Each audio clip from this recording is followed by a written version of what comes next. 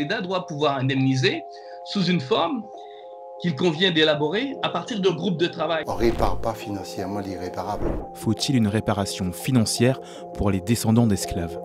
Alors qu'aux États-Unis, le Parlement de Californie vient d'approuver la création d'une commission consacrée à concevoir des propositions de réparation pour les Afro-Américains, en France, la question continue de diviser.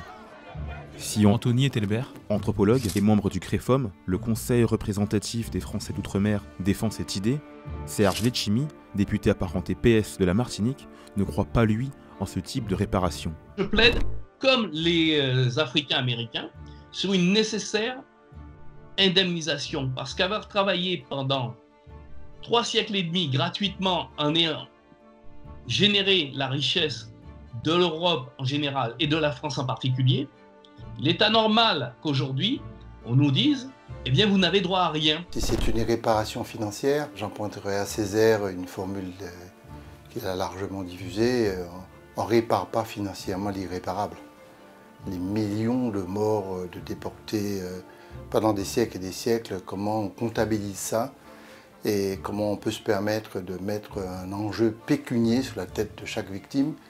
Je pense que si je partage l'idée de la réparation, je ne suis pas sous l'angle financier. Si on part du principe qu'en 1848, le gouvernement provisoire a indemnisé les propriétaires d'esclaves à hauteur de 128 millions de francs or, la question se pose de savoir qu'est-ce qu'on a laissé aux afrodescendants. L'équivalent des 128 millions de francs or donnés aux propriétaires d'esclaves dans les colonies, aujourd'hui, à équivalence, ce serait en termes de milliards. Cet argent devrait être versé à une fondation dédiée à l'organisation de l'indemnisation des afrodescendants.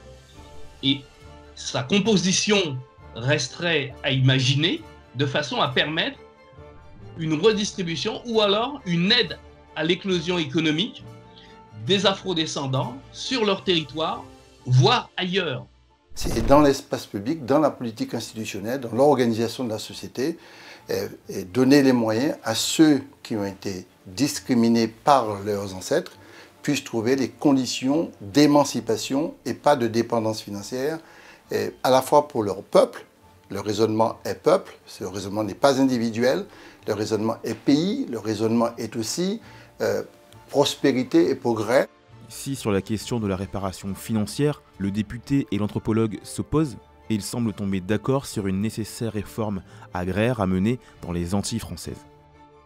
Voilà un bon exemple de réparation. Je préfère de très loin qu'ensemble, y compris avec ceux qui sont des possédants aujourd'hui des terres qui n'ont pas été réformées agrairement depuis plusieurs siècles, eh bien, je peux considérer que là, il y a un vrai travail à faire pour organiser l'accessibilité au foncier, notamment pour la production interne. Il va falloir qu'on crée ce qu'on appelle un dispositif financier à discrimination positive, permettant à ces jeunes issus justement des familles dont les ancêtres ont été mis en esclavage, un processus de portage, de financement à la fois sous le foncier, sous la production, sous l'organisation d'accès au crédit. Et bien là, il y a une discrimination, une inégalité qui est créée. Voilà un excellent exemple de modalité de modification des schémas de production à partir de systèmes de réparation qui est mis sur pied, mais qu'on puisse construire ensemble. La réforme agraire, elle est possible dans la mesure où, si l'État